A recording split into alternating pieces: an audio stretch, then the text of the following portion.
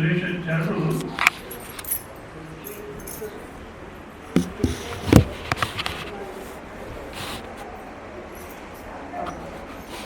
ಅಲ್ಲ, ನಾವು ಶುರು ಮಾಡೋ ಅಷ್ಟೊತ್ತಿಗೆ ನೀವೇನೋ ಶುರು ಮಾಡ್ತೀರ. ಇಲ್ಲಿ ಸುರೇಶಾಚಾರ್ಯರು ಮನುಷ್ಯನ ಸಮಸ್ಯೆ ಏನು ಅಂತ ನಿರೂಪಣೆ ಮಾಡಬೇಕಾದ್ರೆ ಅವ್ರು ಹೇಳ್ತಾರೆ, ಆ ಬ್ರಹ್ಮಸ್ತಮ ಪರ್ಯಂತ ಈ ಸರ್ವಪ್ರಾಣಿಭಿ ಸರ್ವಪ್ರಕಾರಸ್ಯ ದುಃಖಸ್ಯ ಸ್ವರಸತ ಇವ ಜಿಹಾಸ್ತತ್ವಾದ್ ತನ್ನಿವೃತ್ತಿಯರ್ಥಂ ಪ್ರವೃತ್ತಿ ಸ್ವರಸತ ಇವ ಅಂತ. ಅಂದರೆ ಈ ಸಂಸ್ಕೃತ ವಾಕ್ಯದ ಒಂದು ಅರ್ಥ ಏನಪ್ಪ ಅಂದರೆ, ಚತುರ್ಮುಖ ಬ್ರಹ್ಮನಿಂದ ಹಿಡಿದು ಇಲ್ಲಿ ಒಂದು ಇರುವೆ ತನಕ ಪ್ರತಿಯೊಂದು ಜೀವಿನೂ ದುಃಖ ಕಳ್ಕೋಬೇಕು ಅಂತ ಪ್ರಯತ್ನ ಮಾಡ್ತಿದೆ. ಪ್ರತಿಯೊಂದು ಜೀವಿನೂ ಮನುಷ್ಯನು ದುಃಖ ಕಳ್ಕೋಬೇಕು ಅಂತ ಪ್ರಯತ್ನ. ಅಂದರೆ ದುಃಖ ಕಳ್ಕೊಂಡು ಸುಖವಾಗಿರ್ತೀವಿ, ಆನಂದವಾಗಿರ್ತೀವಿ ಅಂತ. ಆದರೆ ದುಃಖ ಯಾಕಿದೆ, ಯಾಕೆ ಬಂತು ದುಃಖ ಅನ್ನತಕ್ಕಂಥದ್ದನ್ನು ಬೇರೆ ಯಾವ ಜೀವಿಗಳು ವಿವೇಕ ಮಾಡೋಕ್ಕೆ ಹೋಗಲ್ಲ. ಅದು ಮನುಷ್ಯ ವಿವೇಕ ಮಾಡ್ತಾನೆ. ನಾನು ಯಾಕೆ ದುಃಖಿ ಅಂದರೆ, ಈಗ ಮನೆಗೆ ಅವ್ರು ಸರಿ ಇಲ್ಲ, ಇವ್ರು ಸರಿ ಇಲ್ಲ, ಅದು ಸರಿ ಇಲ್ಲ, ಇದು ಸರಿ ಇಲ್ಲ, ಇವೆಲ್ಲ ಸರಿ ಹೋದರೆ ಆಗ ಸುಖವಾಗಿರ್ತೀನಿ. ಅಂದರೆ ಬೇರೆ ಎಲ್ಲೂ ಸಮಸ್ಯೆ, ಬೇರೆ ವಸ್ತುಗಳೆಲ್ಲ ಸಮಸ್ಯೆ ಅಂತ ಹೇಳ್ತಾನೆ. ಹೋಲಿ ಯಾರು ಸರಿ ಇಲ್ಲ ಅಂದರೂ, ಇವಾಗ ಸಾಮಾನ್ಯ ಕುಟುಂಬಗಳಲ್ಲಿ ಏನಾಗುತ್ತೆ, ಮದುವೆ ಮಾಡ್ತಾರೆ. ಮದುವೆ ಮಾಡಿದ್ರೆ ಸುಮ್ಮನಿರೋಕ್ಕಾಗಲ್ಲ, ಸುಮ್ಮನಿರೋದು ಇಲ್ಲ. ಅಪ್ಪ ಮದುವೆ ಆಗಿಬಿಟ್ಟು ಎಷ್ಟು ಜನ ಹೇಳಿದ್ದಾರೆ ನನಗೆ, ಸ್ವಾಮೀಜಿ ನಮ್ಮ ಮಗನ ಮದುವೆ ಆಗಿಬಿಟ್ಟು ಸಾಕು, ಅಲ್ಲಿಗೆ ಎಲ್ಲ ಜವಾಬ್ದಾರಿ ನಿಮ್ಮ ಜೊತೆಗೆ ಇದ್ಬಿಡ್ತೀವಿ ಅಂತ ಭಾಳಷ್ಟು ಜನ ಹೇಳಿದ್ರು. ಸದ್ಯ ಯಾರೂ ಬಂದಿಲ್ಲ ಜೊತೆಗೆ. ಇಲ್ಲಾಂದರೆ ಅವ್ರಿಗೆಲ್ಲ ಅಕಾಮಿಡೇಷನು, ಫುಡ್ಡು, ಅವ್ರ ಆರೋಗ್ಯ ಎಲ್ಲ ನೋಡ್ಕೋಬೇಕಾಗುತ್ತೆ. ಸದ್ಯ ಯಾರೂ ಬರಲಿಲ್ಲ, ಒಳ್ಳೇದೇ ಆಯಿತು. ಮಗನ ಮದುವೆ ಆಯಿತು. ಇವಾಗ ಸೊಸೆ ಸರಿ ಇಲ್ಲ, ಸರಿ ಬೇರೆ ಆದರು. ಅವರು ಸರಿ ಇಲ್ಲ ಅಂತ ಮಗ ಸೊಸೆ ಬೇರೆ ಹೊರಟೋದ್ರು. ಇವಾಗ ಇವರಿಬ್ಬರೇ ಇದ್ದಾರೆ. ಇವರಿಬ್ಬರು ಇಲ್ಲಿ, ಅವರಿಬ್ಬರು ಇನ್ನೊಂದು ಮನೆಗೆ. ಇವಾಗ ಅದು ಆನಂದವಾಗಿರ್ಬೇಕು ಬೇಡ? ಇಲ್ಲ. ಅವರಿಬ್ಬರು ಅಲ್ಲಿ ಹೊಡೆದಾಡ್ತಾರೆ, ಇವರಿಬ್ಬರು ಇಲ್ಲಿ ಹೊಡೆದಾಡ್ತಾ ಇದ್ದಾರೆ. ಯಾಕಪ್ಪ ಅಂದರೆ ಅವರು ಸರಿ ಇಲ್ಲ, ಇದ್ಯಾವುದೂ ಅಲ್ಲ. ಹೇಳ್ತಾರೆ, ಹುಟ್ಟಿದ್ವಿ ಅದೇ ಸಮಸ್ಯೆ. ದುಃಖಕ್ಕೇನು ಮೂಲ ಅಂದರೆ ದೇಹೋಪಾದಾನೈಕ ಹೇತುತ್ವ. ಹುಟ್ಟಿದ್ವಿ ಅದೇ ಸಮಸ್ಯೆ. ಹುಟ್ಟೇ ಇಲ್ಲ ಅಂತ ಇಟ್ಕೊಳ್ಳಿ, ಅವಾಗೇನಾದ್ರು ಸಮಸ್ಯೆ ಇರೋದು, ದುಃಖ ಇರೋದು, ಹುಟ್ಟಿರೋದು ಸಮಸ್ಯೆ. ಅಂದಮೇಲೆ ಅವ್ರು ಸರಿ ಇಲ್ಲ, ಇವ್ರು ಸರಿ ಇಲ್ಲ, ಅದು ಸರಿ, ಇದು ಬಿಟ್ಬಿಡ್ಬೇಕು. ಅಲ್ಲ ಸ್ವಾಮೀಜಿ, ನಾವು ಹಿರಿಯರ ಮನೆಗೆ ಒಂದು ಸಲ ಹೇಳೋಣ, ಅವ್ರು ಅರ್ಥ ಮಾಡಿಕೊಂಡ್ರೆ ಸರಿ, ಇಲ್ಲದಿದ್ದರೆ ನಿಮ್ಮಿಷ್ಟ.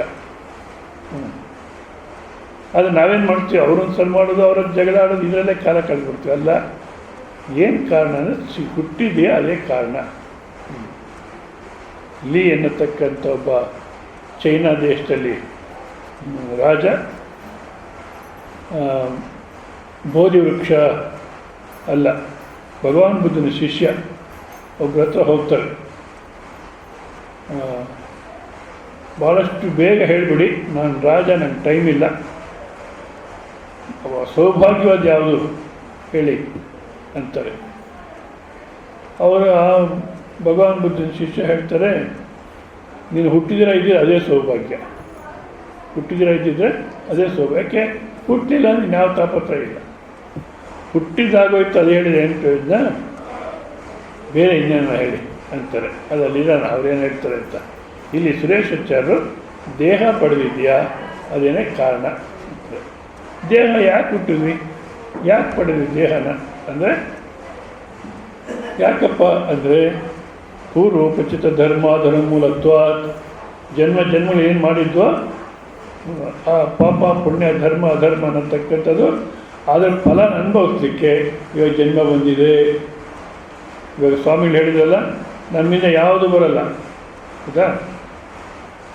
ಯಾವುದು ಬರುತ್ತೆ ಹಿಂದುಗಡೆಗೆ, ಏನೇನು ಇಟ್ಕೊಂಡಿದ್ವೋ ಇದ್ಯಾವುದು ಜೊತೆ ಬರೋಲ್ಲ. ಪಶು ಅಷ್ಟೇ, ಗೋ ಅಷ್ಟೇ, ಹಸು ಕರು ದನ ಎಲ್ಲಿ ಕಟ್ಟಾಕಿರ್ತೀವೋ ಅವಲ್ಲೇ ಇರುತ್ತೆ. ನಾಯಿ ಸಾಕಿರ್ತೀವಿ, ಹಸು ಕರು ಸಾಕೋದು ಕಮ್ಮಿ ಆಯಿತು, ನಾಯಿ ಸಾಕಿರ್ತಾರೆ. ಆ ನಾಯಿ ಅಂದರೆ ಬರುತ್ತೆ ಜೊತೆಗೆ ಅಂದರೆ ಎಲ್ಲಿರಬೇಕು ಅಲ್ಲೇ ಇರ್ತದೆ, ಬರೋಲ್ಲ. ಮತ್ತು ಇನ್ಯಾರು ಬರ್ತಾರೆ ಜೊತೆಗೆ? ಕಾಂತ ಗೃಹದ್ವಾರೆ, ಹೆಂಡತಿ ಗಂಡ ಸತ್ರ ಆ ಭಾಗದ ತನಕ ಬರ್ತಾಳೆ, 2 ಅಕ್ಕಿ ಕಾಳು ಹೆಣ್ಣಿನ ಮೇಲೆ ಹಾಕಿ ಅದೇನು ಬಾಯಿ ಬಿತ್ತೋ ಇಲ್ವೋ ಒಟ್ಟಿನಲ್ಲಿ ಹೂ ಅಂತ ಹೇಳ್ತಾ ಹೊಟ್ಟೋಗ್ತಾಳೆ, ಏನನ್ನು ಹಾಕ್ಕೊಂಡೋಗ್ಲಿ ಬಿಡು ಅಂತ. ಆಕೆನೂ ಬರೋಲ್ಲ. ಗಂಡ ಬರ್ತಾನೆ, ಸ್ಮಶಾನದ ತನಕ ಬರ್ತಾನೆ. ಅಷ್ಟೇ ಅಲ್ಲ, ಜೊತೆಗೆ ಬಂಧು ಬಳಗೆಲ್ಲ ಬರ್ತಾರೆ ಸ್ಮಶಾನಕ್ಕೆ. ಅಗ್ನಿ ಸ್ಪರ್ಶ ಮಾಡಿ ಅಥವಾ ಪೃಥ್ವಿನಲ್ಲಿ ಹಾಕಿಬಿಟ್ಟು ಇನ್ನೆದ್ದು ಬರೋಲ್ಲ ಅಂತ ನಿಶ್ಚಯ ಮಾಡಿಕೊಂಡು ವಾಪಸ್ ಬರ್ತಾರೆ. ಅವರು ಯಾರ ಜೊತೆ ಬರೋಲ್ಲ. ಹೌದಾ? ಇನ್ಯಾರು ಬರ್ತಾರೆ ಅಂದರೆ ಮಗ ಪಿಂಡ ಹಾಕ್ತಾನೆ ಹೇಳಿದ್ರಲ್ಲ, ಅದಾದ ಜೊತೆ ಬರೋದು ಕಾಗಿಟ್ಟು ತಿಂದೋಗುತ್ತೆ. ಯಾವುದು ಜೊತೆ ಬರೋಲ್ಲ ಅಂದರು. ಬಟ್ ಅಲ್ಲಿ ಇನ್ನೊಂದಿದೆ, ಈ ಭೌತಿಕವಾಗಿರ್ತಕ್ಕಂಥದ್ದು ನಂದು ಅಂತ ಯಾವ್ಯಾವ್ದು ಇಟ್ಕೊಂಡು ನಮ್ಮೂರು ಅಂತ ಯಾವುದು ಬರೋಲ್ಲ. ಆದರೆ ಮತ್ತೊಂದು ನಮ್ಮ ಜೊತೆ ಬರುತ್ತೆ. ಮಗನು ಹಾಕುವ ಪಿಂಡ ಕಾಗಿನರಿಗಳ ಪಾಲು, ಹೊದಿಸಿದ ಹೊದಿಕೆ ಅಗಸನ ಪಾಲು, ನೀ ಮಾಡಿದ ಕರ್ಮ ನಿನ್ನ ಪಾಲು. ನಾವು ಮಾಡಿದಂಥ ಪಾಪ ಪುಣ್ಯ ಧರ್ಮ ಅಧರ್ಮ ನಮ್ಮ ಜೊತೆ ಬರುತ್ತೆ. ಹೌದಾ? ಅದು ಯಾವಾಗ ಫಲ ಕೊಡೋಕ್ಕೆ ಶುರು ಆಗುತ್ತೋ ಆಗ ಜನ್ಮ ಬರುತ್ತೆ. ಆದ ಕಾರಣ ನಮ್ಮ ಹುಟ್ಟಿರೋದೇ ಸಮಸ್ಯೆ. ಹುಟ್ಟಿಗೆ ಯಾವುದಪ್ಪ ಮೂಲ ಅಂದರೆ ಧರ್ಮ ಅಧರ್ಮ ಪಾಪ ಪುಣ್ಯ. ಹಿಂದಿನ ಜನರ ಧರ್ಮ ಅಧರ್ಮ ಪಾಪ ಪುಣ್ಯ. ಹೌದು, ಆ ಪಾಪ ಪುಣ್ಯ ಧರ್ಮ ಅಧರ್ಮ ಯಾಕೆ ಮಾಡಿದ್ವಿ ಅಲ್ವಾ? ಅದು ಯಾಕಪ್ಪ? ಕರ್ಮ ಮೂಲತ್ವಾತ್, ಕರ್ಮ ಅನ್ನತಕ್ಕ ಮಾಡಿದ್ವಿ, ಅದರಿಂದ ಪಾಪ ಪುಣ್ಯ ಧರ್ಮ ಅಧರ್ಮ ಅಂತ ಬಂತು. ಆ ಕರ್ಮನ ಯಾಕೆ ಮಾಡಿದ್ವಿ ಅಂದರೆ ರಾಗದ್ವೇಷಾಸ್ಪದತ್ವಾತ್. ಜಗತ್ತನ್ನು ನೋಡಿದ್ವಿ, ಯಾವ ರೀತಿ ಇದೆ ವಸ್ತುಗಳು ಆ ರೀತಿ ನೋಡಲಿಲ್ಲ ನಾವು. ಅದರ ಮೇಲೆ ನಮ್ಮ ಮನಸ್ಸಿನ ಆರೋಪಣೆ ಮಾಡೋದೇನು? ಇದರಲ್ಲಿ ಸುಖ ಇದೆ, ಇವರಿಂದ ಸುಖ ಇದೆ, ಇದು ಬೇಕು ಅಂತ ಆಸೆ ಬೆಳೆಸ್ಕೊಂಡ್ವಿ. ಇದು ಪ್ರಯೋಜನ ಇಲ್ಲ, ಇದರಿಂದ ಕಷ್ಟ, ಇದನ್ನು ದೂರ ಮಾಡಬೇಕು, ಇವ್ರನ್ನ ದೂರ ಮಾಡಬೇಕು ಅಂತ ದ್ವೇಷ ಬೆಳೆಸ್ಕೊಂಡ್ವಿ. ರಾಗದ್ವೇಷಗಳಿಂದ ಕರ್ಮ ಮಾಡಿದ್ವಿ, ಕರ್ಮದಿಂದ ಪಾಪ ಪುಣ್ಯ, ಪಾಪ ಪುಣ್ಯದಿಂದ ಜನ್ಮ, ಜನ್ಮದಿಂದ ದುಃಖ. ನೋಡಿ, ನಾವೇನು ವ್ಯವಹಾರದಲ್ಲಿ ಅವರಿಂದ ದುಃಖ ಇವರಿಂದ ದುಃಖ ಸಮಸ್ಯೆ ಅಂತೀವೋ, ಇದ್ಯಾವುದು ಸಮಸ್ಯೆ ಅಲ್ಲ. ಮತ್ತು ಇದೇ ಸಮಸ್ಯೆ ಯಾವುದು? ರಾಗದ್ವೇಷದಿಂದ ವ್ಯವಹಾರ ಮಾಡೋದು ನೋಡಿ, ಅದೇ ಸಮಸ್ಯೆ. ರಾಗದ್ವೇಷ ಯಾಕೆ ಬಂತಂದರೆ ವಸ್ತುಗಳ ಮೇಲೆ ಆರೋಪಣೆ ಮಾಡಿದ್ವಿ. ಶೋಭನ ಶೋಭನಾಧ್ಯಾಸ, ಇದು ಚೆನ್ನಾಗಿದೆ, ಇದು ಚೆನ್ನಾಗಿಲ್ಲ ಅಂತ. ವಸ್ತುಗಳನ್ನ ಯಾವ ರೀತಿ ಆ ರೀತಿ ನೋಡಿದರೆ ಸಮಸ್ಯೆ ಇರಲಿಲ್ಲ. ಇದು ಚೆನ್ನಾಗಿದೆ, ಇದು ಚೆನ್ನಾಗಿಲ್ಲ ಅಂತೀವಿ. ಹೌದಾ? ಒಬ್ಬರಿಗೆ ಯಾವುದು ಇಷ್ಟನೋ ಅದು ಇನ್ನೊಬ್ರಿಗೆ ಇಷ್ಟ ಇರೋಲ್ಲ. ಅಂದಾಗ ನಮ್ಮ ಮನಸ್ಸಿನ ಆರೋಪಣೆ ಮಾಡಿ ರಾಗದ್ವೇಷ ಬೆಳೆಸ್ಕೊಂಡ್ವಿ. ಹೌದು, ಅದು ಯಾಕೆ ಹಾಗೆ ನೋಡಿದ್ದು? ಯಾಕೆ ರಾಗದ್ವೇಷ ಬೆಳೆಸ್ಕೊಂಡು? ದ್ವೈತ ವಸ್ತು ನನಗಿನ್ನ ಭಿನ್ನವಾಗಿರ್ತಕ್ಕಂಥ ಪ್ರಪಂಚ ವಸ್ತು ಯಾವಾಗಿದೆಯೋ ಆವಾಗ ಅದನ್ನು ನೋಡ್ತೀವಿ, ರಾಗದ್ವೇಷಗಳು ಬೆಳೆಸ್ಕೊಳ್ತೀವಿ, ಅದಕ್ಕೋಸ್ಕರ ಕರ್ಮ ಮಾಡ್ತೀವಿ. ಕರ್ಮದಿಂದ ಪಾಪ ಪುಣ್ಯ, ಪಾಪ ಪುಣ್ಯದಿಂದ ಜನ್ಮ, ಜನ್ಮದಿಂದ ದುಃಖ. ಹೌದಾ? ಮತ್ತು ಈ ದ್ವೈತ ಪ್ರಪಂಚ ಅನ್ನತಕ್ಕಂಥ ಯಾವ ರೀತಿ ಇದೆಯಪ್ಪ, ಯಾಕಿದೆಯಪ್ಪ, ಹೇಗೆ ಬಂತಂದರೆ ನಾವು ಸರಿಯಾಗಿ ವಿವೇಕ ಅನ್ನತಕ್ಕ ಮಾಡಲಿಲ್ಲ. ಈ ಪ್ರಪಂಚ ಅನ್ನತಕ್ಕ ಯಾವಾಗ ಕಾಣುತ್ತೋ ಸತ್ಯ ಅಂತ ಒಪ್ಕೊಂಡ್ಬಿಟ್ವಿ, ಅದರಲ್ಲಿ ಶರೀರವೇ ನಾನು ಅಂತ ಇಟ್ಕೊಂಡು ವ್ಯವಹಾರ ಮಾಡೋಕ್ಕೆ ಶುರು ಮಾಡಿದ್ವಿ. ಆದ ಕಾರಣ ನನ್ನ ಬಗ್ಗೆನೂ ನಾನು ವಿವೇಕ ಮಾಡಲಿಲ್ಲ, ಈ ಪ್ರಪಂಚದ ಬಗ್ಗೆ ವಿವೇಕ ಮಾಡೋಕ್ಕೆ ಹೋಗಲಿಲ್ಲ. ಅಂದರೆ ಇದು ನಿಜಾನೋ ಸತ್ಯನೋ ಅಸತ್ಯನೋ? ಯಾಕೆಂದರೆ ಇಂಥ ಪ್ರಪಂಚ ನಾವು ಕನಸಿನಲ್ಲೂ ಅನುಭವಿಸ್ತೀವಿ. ಹೌದಾ? ಕನಸಿನಲ್ಲಿ ಲಾಟ್ರಿ ಬಂತು, ಯಾರಿಗೂ ಹೇಳಿದೆ ತೊಗೊಂಡೋಗಿ ಟ್ರೆಜರಿಯಿಂದ ಡ್ರಾ ಮಾಡಿಕೊಂಡು ಬ್ಯಾಂಕಲ್ಲಿ ಹಾಕಿ ಎಲ್ಲ ಮಾಡಿದೆ. ಹಬ್ಬ ಅನ್ನೋ ಅಷ್ಟಕ್ಕೆ ಎಚ್ಚರ ಆಯಿತು. ಅಲ್ಲಿ ಏನನ್ನ ಆಗಿದೆಯೋ ಆದರೂ ಆದಂತೆ ಅನುಭವಿಸಿದ್ವಿ. ಅದೇ ರೀತಿಯೂ ಈ ಪ್ರಪಂಚ ಅಥವಾ ನಿಜ ಅನ್ನೋದು ವಿವೇಕ ಮಾಡಲಿಲ್ಲ. ನಾನಂದ್ರೆ ಯಾರೂ ವಿವೇಕ ಮಾಡಲಿಲ್ಲ. ಆದ ಕಾರಣ ಆ ಅವಿದ್ಯೆ ಅನ್ನತಕ್ಕಂಥದ್ದೇ ಎಲ್ಲ ದುಃಖಕ್ಕೂ ಮೂಲ. ಆ ಅವಿದ್ಯೆಯನ್ನು ಕಳ್ಕೊಳ್ಳತಕ್ಕಂಥದ್ದೇ ಮನುಷ್ಯ ಜೀವನದ ಗುರಿ. ಅದಕ್ಕೋಸ್ಕರ ದೇವರು, ದೇವಸ್ಥಾನ, ಗುರುಗಳು, ಶಾಸ್ತ್ರ ಇವೆಲ್ಲ. ಆದರೆ ಉಪದೇಶ ಇರತಕ್ಕಂಥ ನಾನು ಬೆಳಗ್ಗೆ ಹೇಳಿದೆ, ನೀನೇ ಆನಂದ ಸ್ವರೂಪ, ನೀನೇ ಬ್ರಹ್ಮಸ್ವರೂಪ ಅಂತ. ಆದರೆ ನಾವು ಯಾವುದನ್ನು ತಿಳ್ಕೊಳ್ಳೋಕ್ಕೆ ಸಾಧ್ಯವಾಗುತ್ತೆ, ಯಾವುದನ್ನ ಕೇಳೋಕ್ಕೆ ಆಸಕ್ತಿ ಬರುತ್ತೆ, ಅಲ್ಲಿ ಇದು ಅರ್ಥ ಆಗೋದು ಕಷ್ಟ. ಅದಕ್ಕೋಸ್ಕರ ಅಂತಃಕರಣ ತಯಾರು ಮಾಡಲಿಕ್ಕೆ ನಮ್ಮಲ್ಲಿ ತಮೋಗುಣ, ರಜೋಗುಣ ಮತ್ತು ಸಾತ್ವಿಕ ಗುಣ ಅಂತ ಮೂರಿದೆ ಪ್ರತಿಯೊಬ್ಬರಲ್ಲೂ. ತಮೋಗುಣ ಇದ್ದರೆ ಯಾವಾಗ ಸೋಮಾರಿ, ನಿದ್ದೆ, ಆಲ ಇದೆ ಅಂತ ಪ್ರಮಾದ. ನಿದ್ದೆ ಮಾಡ್ತಿರ್ತಾನೆ ಸೋಮಾರಿಯಾಗಿ, ಒಂದು ವೇಳೆ ಏನೋ ಕೆಲಸ ಮಾಡಿದ್ರೆ ಭಾಳ ಪ್ರಮಾದ ಮಾಡ್ತಾರೆ. ಹೌದಾ? ಇದು ಈ ತಮೋಗುಣದಿಂದ ಯಾವ ಕೆಲಸನೂ ಸರಿಯಾಗಲ್ಲ. ರಜೋಗುಣ ಸುಮ್ಮನೆ ಕೂತಿರೋಕ್ಕಾಗಲ್ಲ. ಏನೋ ಈಗಿನ ಕಾಲಕ್ಕಂತೂ ಸುಮ್ಮನೆ ಕೊಡೋದೇ ಇಲ್ಲ, ಏನೋ ಒಂದು ಮಾಡ್ತಿರ್ತಾರೆ. ಹಿಂದಿನ ಕಾಲಕ್ಕೆ ಸಂಜೆ ಆಯಿತು ಅಂದರೆ ಹೆಣ್ಮಕ್ಳು ಮುಖ ತೊಳ್ಕೊಂಡು ಕುಂಕುಮ ಇಟ್ಕೊಂಡು ಮನೆ ಬಾಲಲ್ಲಿ ಕೂತಿರೋರು, ಗೋಧೂಳಿ ಸಮಯ ಅಂತಾರೆ. ಮನೆ ಬಾಲ ಸುಮ್ಮನೆ ಕೂತಿರೋರು. ಗಂಡಸು ಅಷ್ಟು ನಮ್ಮ ಹಳ್ಳಿನಲ್ಲಿ ನೋಡ್ತಿದ್ದೆ ನಾನು ಪೂರ್ವದಲ್ಲಿ. ಸಂಜೆ ಆಯಿತೆ ಗಂಡಸರೆಲ್ಲ ಹೋಗಿ ಅಲ್ಲೊಂದು ವರಮಹಾಲಕ್ಷ್ಮಿ ದೇವಸ್ಥಾನ ಇತ್ತು, ಆ ದೇವಸ್ಥಾನ ಮುಂದೆ ಕೂತಿರೋರು. ಇಲ್ಲ ಇನ್ನೊಂದು ರಾಮರ ಗುಡಿ ಇತ್ತು, ಆ ಗುಡಿ ಮುಂದೆ ಸುಮ್ಮನೆ ಕೂತಿರೋರು. ಈಗಿನ ಕಾಲಕ್ಕೆ ಸುಮ್ಮನೆ ಕೊಡೋದೇ ಇಲ್ಲ. ಈ ಟಿ ವಿ ನೋಡು, ಇಲ್ಲ ಫೋನಲ್ಲಿ ಮಾತಾಡು, ಹೌದಾ? ಈ ಥರನೇ ಇರ್ತಾರೆ. ಆದ ಕಾರಣ ಏನಾಯಿತು, ವಿವೇಕ ಮಾಡಲಿಲ್ಲ. ಅವಿದ್ಯೆ ಅನ್ನತಕ್ಕಂಥದ್ದೇ ಮೂಲ. ಅದನ್ನು ಕಳ್ಕೋಬೇಕಾದ್ರೆ ನಮಗೆ ರಜೋಗುಣ, ತಮೋಗುಣ ಅನ್ನತಕ್ಕಂಥದ್ದು. ರಜೋಗುಣ ಏನೋ ಒಂದು ಕೆಲಸ ಮಾಡ್ತಲೇ ಇರಬೇಕು, ಯಾವಾಗಲೂ ಸುಮ್ಮನಿರೋಕ್ಕಾಗಲ್ಲ. ಇನ್ನು ಯಾವುದೋ ಒಂದು ಕೆಲಸ ಮಾಡ್ತಲೇ ಇರಬೇಕು, ಸುಮ್ಮನಿರೋಕ್ಕಾಗಲ್ಲ ಅನ್ನೋರಿಗೆ ಕೂತ್ಕೊಂಡು ಶ್ರವಣ ಮಾಡಿ, ಧ್ಯಾನ ಮಾಡಿ ಅದಾಗುತ್ತಾ? ಅದಕ್ಕೋಸ್ಕರ ಸತ್ವಗುಣ ಅನ್ನತಕ್ಕಂಥ ತಯಾರಾಗಬೇಕು ಅಂಥೇಳಿ ಆ ಸಾತ್ವಿಕ ಅಂತ ಬುದ್ಧಿ ಯಾವ ರೀತಿ ಇರುತ್ತಪ್ಪ. ಯಾಕೆಂದರೆ ತಮೋಗುಣದ ಬುದ್ಧಿ ನೋಡಿದ್ವಿ, ರಜೋಗುಣದ ಬುದ್ಧಿ ನೋಡಿದ್ವಿ. ಈಗ ಸಾತ್ವಿಕ ಅಂತಕ್ಕಂಥ ಬುದ್ಧಿ ಯಾವ ರೀತಿ ಇರುತ್ತೆ ಅಂದಾಗ ಅದನ್ನು 30ನೇ ಶ್ಲೋಕದಲ್ಲಿ 18ನೇ ಅಧ್ಯಾಯದ 30ನೇ ಶ್ಲೋಕ.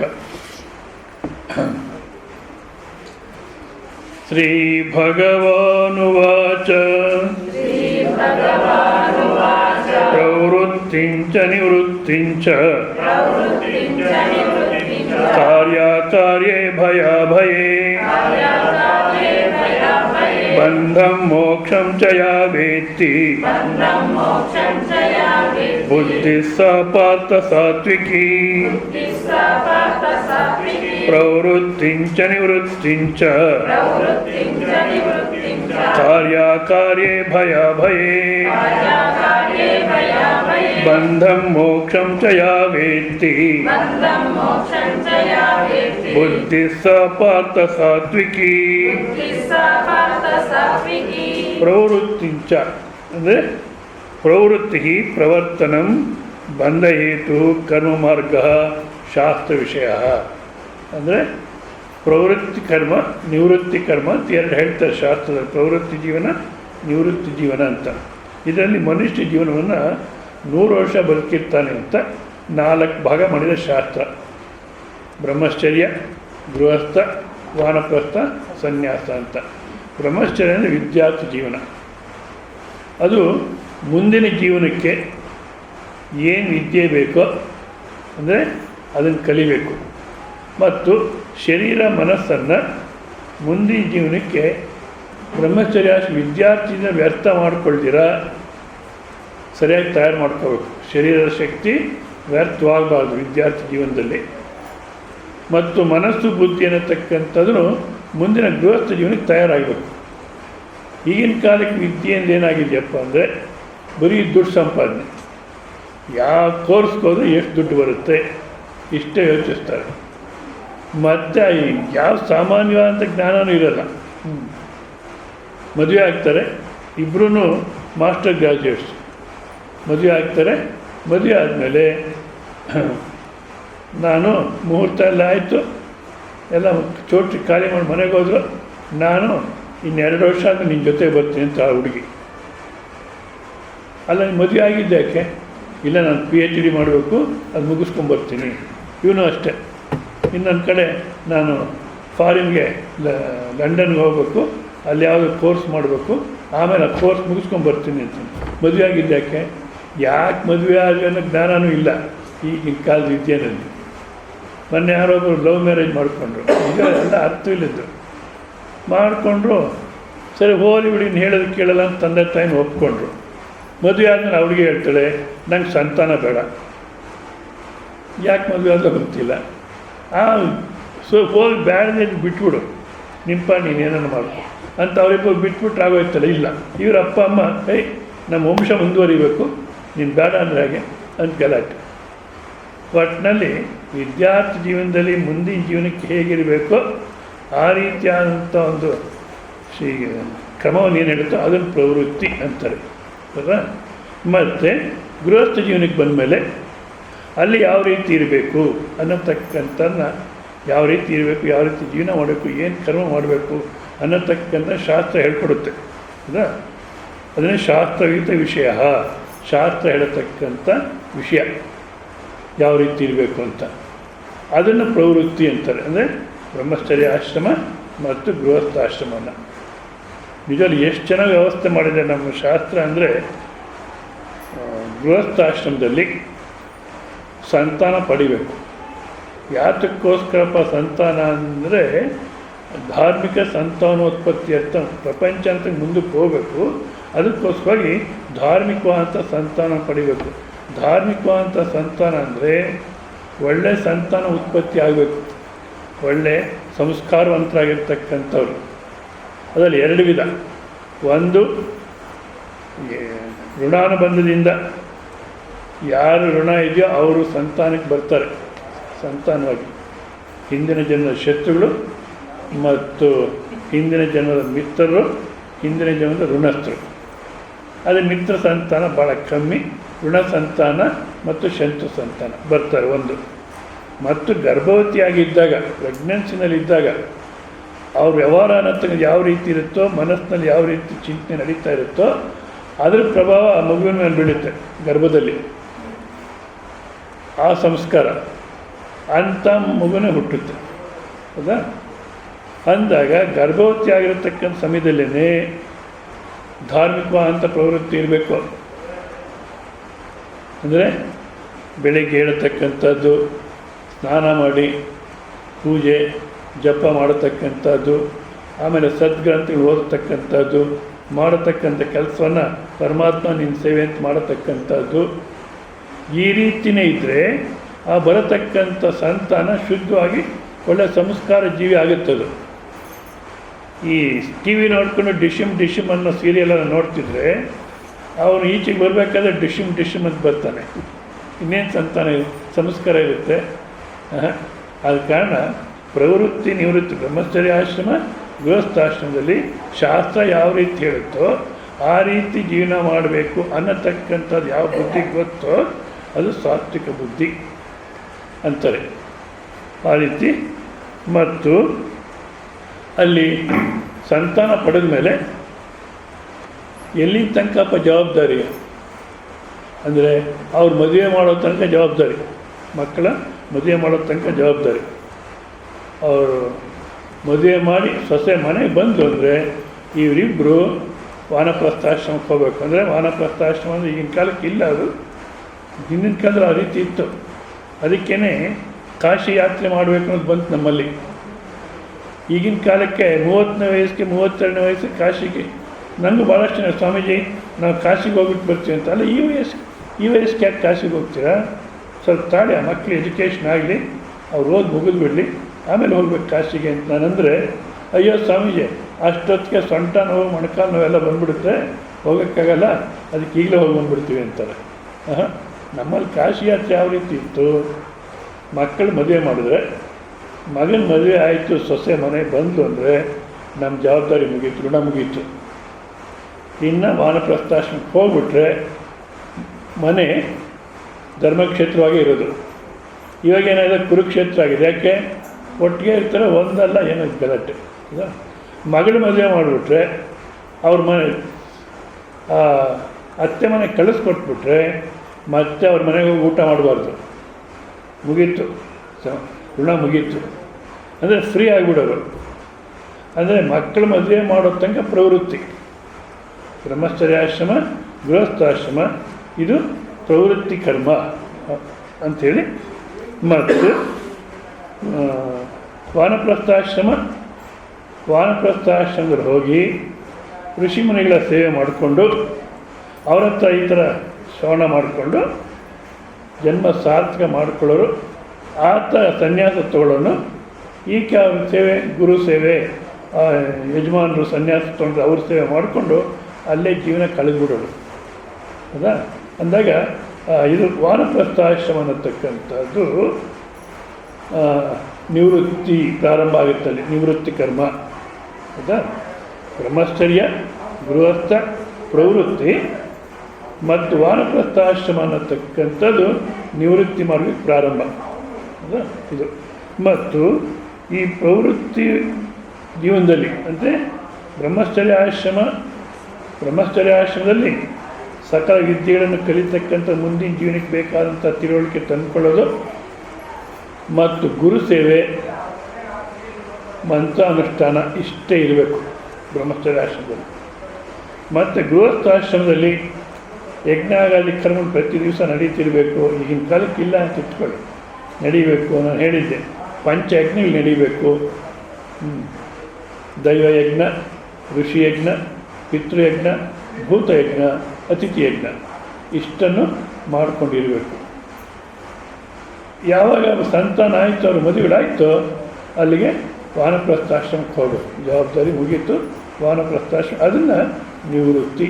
ಮತ್ತು ಅದರಲ್ಲಿ ಯಾವ ರೀತಿ ಇರಬೇಕು, ಗುರು ಸೇವೆ ಮಾಡಿಕೊಂಡು ಅವರ ಹತ್ರ ತತ್ವ ತಿಳ್ಕೊಂಡು ಕೇವಲ ದೈವ ಚಿಂತನೆಯಲ್ಲೇ ಕಾಲ ಕಳಿಬೇಕು, ಅದು ನಿವೃತ್ತಿ.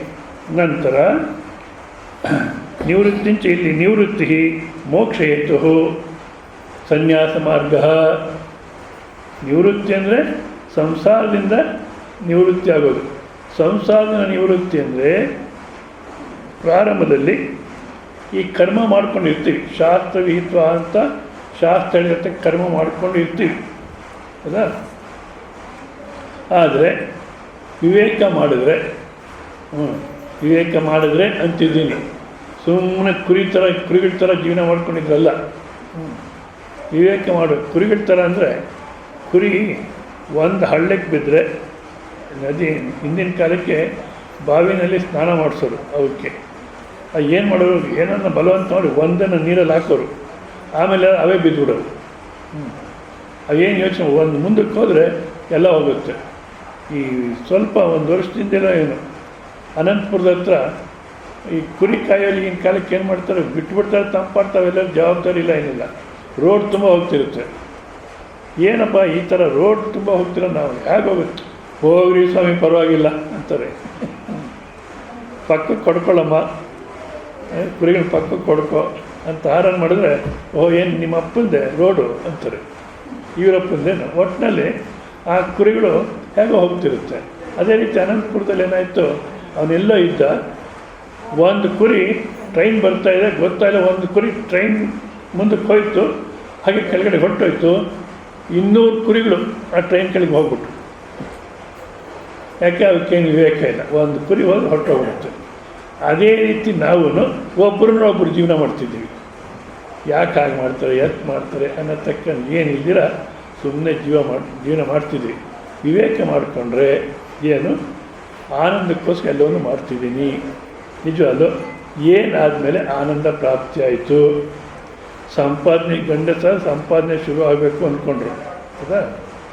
ಸಂಪಾದನೆ ಶುರುವಾಯಿತು, ಇವಾಗ ಆನಂದ ಆಗಿದೆಯೋ ಇಲ್ಲ. ಮತ್ತೇನು, ಸತಿ ಇಲ್ಲದ ಚಿಂತೆ, ಮದುವೆ ಆಗಬೇಕು ಹೆಂಡತಿ ಇಲ್ಲ ಅನ್ನೋ ಚಿಂತೆ.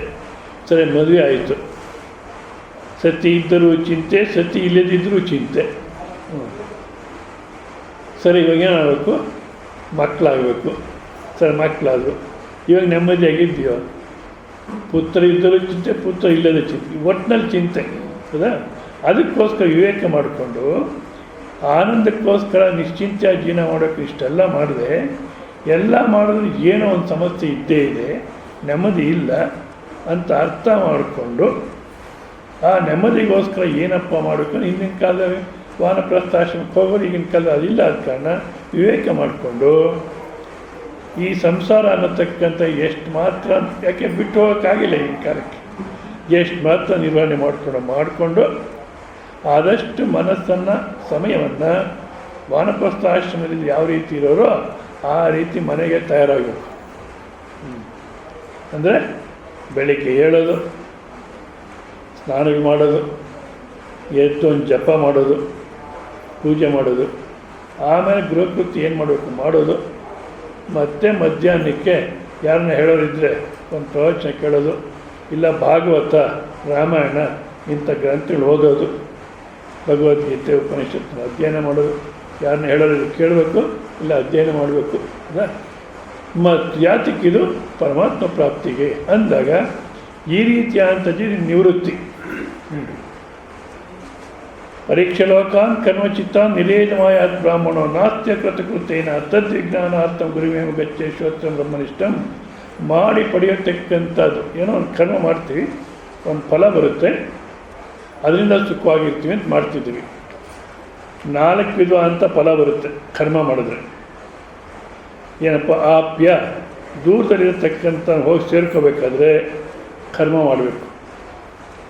ಇವಾಗ ಮನೆಗಳಲ್ಲಿದ್ದರೆ ಆಶ್ರಮಕ್ಕೆ ಹೋಗಬೇಕು ಅಂದ್ಕೊಂಡಾಗ ನಡ್ಕೊಂಬರ್ಬೇಕು. ಇನ್ನೊಂದು ಸಲ ಹೇಳಿ, ಈಗಿನ ಕಾಲಕ್ಕೆ ನಡೀತಾರೋ ಸ್ವಾಮೀಜಿ ಯಾರಾದರೂ?